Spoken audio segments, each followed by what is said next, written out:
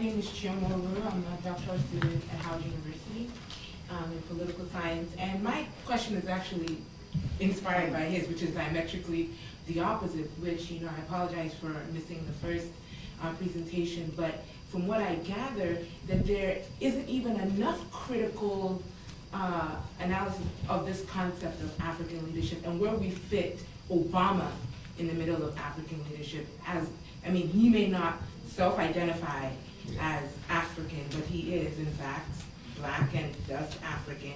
And so when we talk about Nkrumah, one of his most critical works is neocolonialism, yes, the last stage of imperialism, and of which Obama is very much a part of this misleadership. And I want to know how you all assess that, and if you do assess that, what is your criticism of his leadership towards Africa overall, but let's look at the global concept of Blackness and look at the state of Black people in this America that you say we have to claim citizenship of. Where is that critical eye? Because if we're saying he's inviting corrupt leaders, is he not also a corrupt African leader? I just want to get you all. I see. Milton, why don't you react to that? All right. Thanks for the question, sister. And very briefly back to Chris. We all love Africa, actually. And we just don't want to accept a lower bar that is set for us either by corporate media or even by the American administration. We can have a much better Africa than what we see now.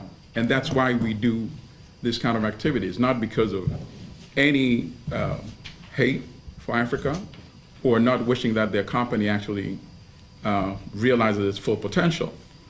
I think much of what we're talking about can be reduced to something a bit simpler.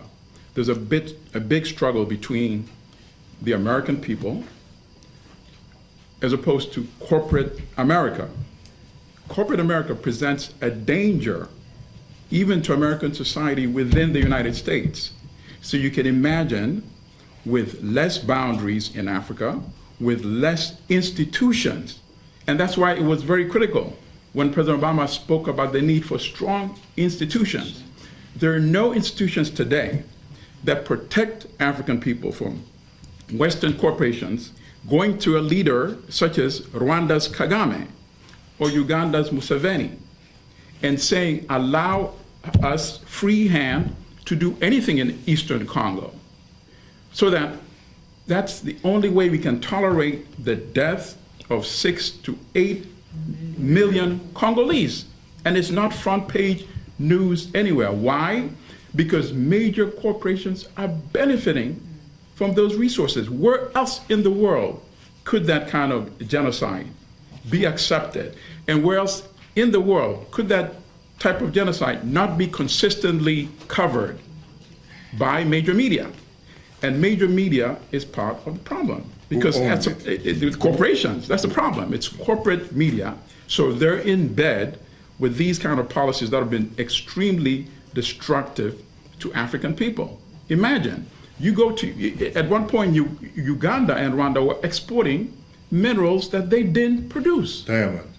Diamonds. They produced hundreds of billions of dollars through the years of minerals that they never produced, but that are benefiting the leadership elite in Rwanda and Uganda and the military elite, and of course, the corporations in the West, because that's where those products are going.